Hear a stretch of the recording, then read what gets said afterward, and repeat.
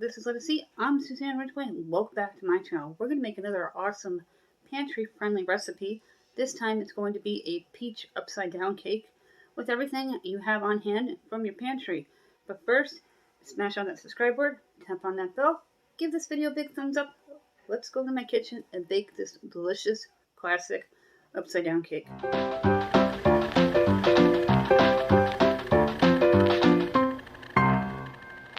We're going to make a delicious peach upside down cake.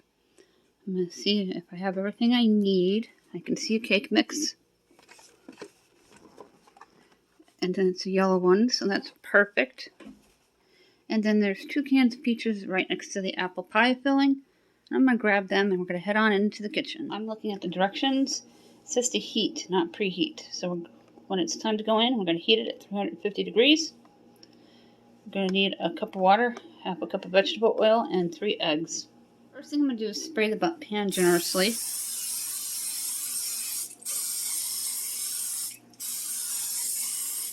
And that way it doesn't stick as bad as it does sometimes.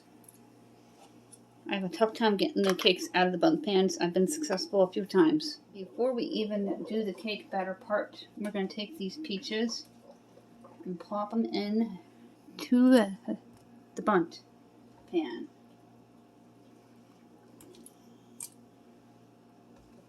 Get them all the way around.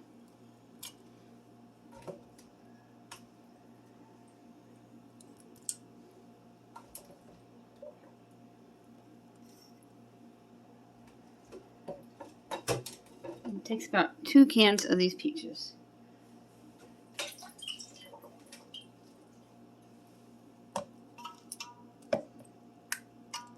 I'm going to set this aside and we're going to make the cake batter. Dump the entire contents of the bag right into the bowl.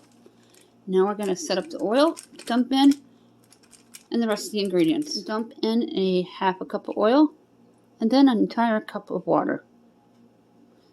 And lastly, 3 eggs.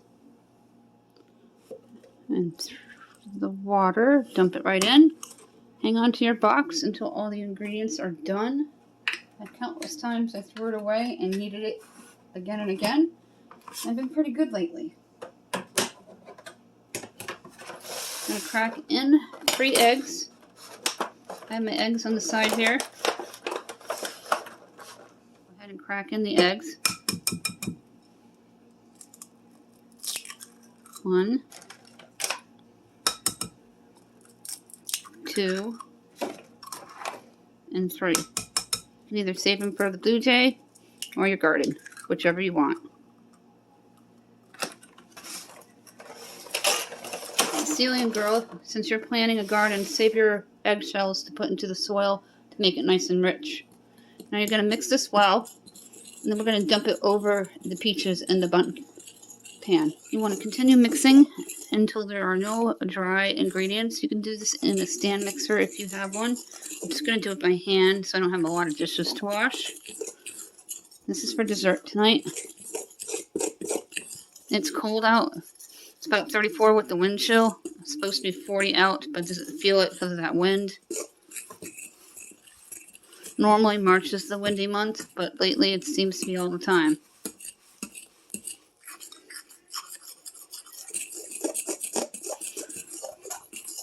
I'm going to add in about a teaspoon of vanilla just to give it a fresh taste. I heard Sprite does the same thing.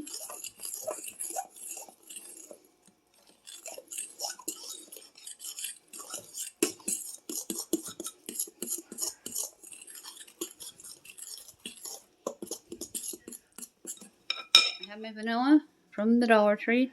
The cake mix is from the Dollar Tree. The peaches were gifted to me.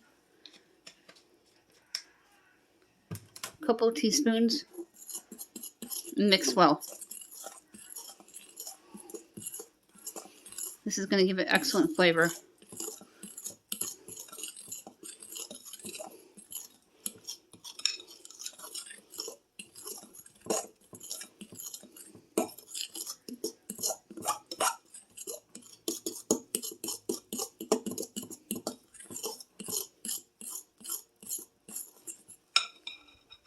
I just tasted the batter. It is really good.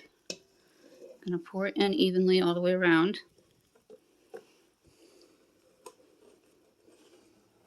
If anything went down the center of the spout there, just clean it up when you're done.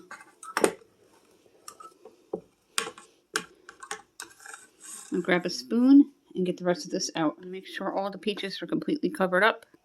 And then you can put it into the oven at 350, not preheated, for the time according to the box. Put this into the oven for 38 minutes, directly into the center of the rack. Make sure nothing else was in the spout area, so it wouldn't drip to the bottom of the stove and make a mess. You're going to set your timer for 38 and add 5 if needed. First thing we're going to do is check this with a fork.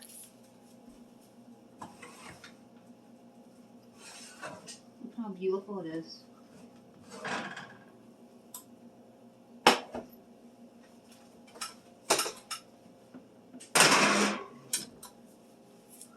I'm going to show you what it looks like before I put a fork in it to test it. Look at how pretty and golden brown.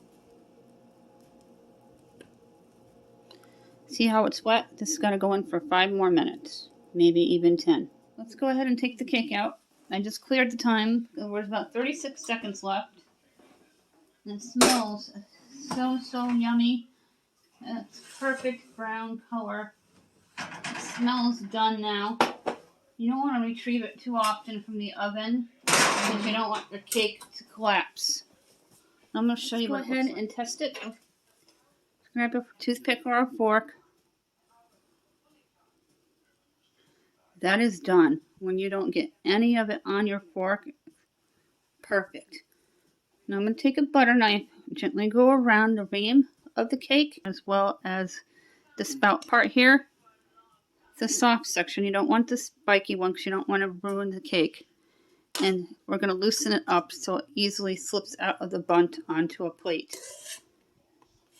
Just gently up and down so you can loosen it. And then do the spout area. It reminds me of the spout. You don't want it to stick to the center part.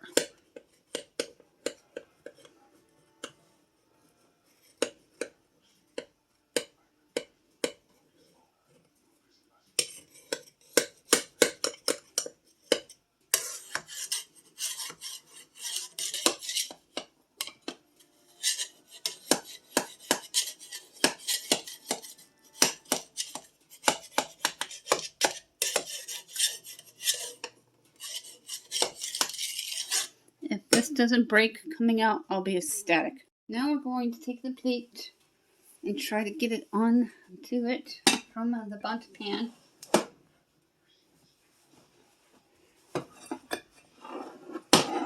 Gently turn it over.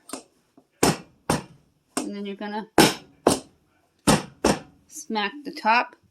Now we're going to try to lift it and hope it doesn't break.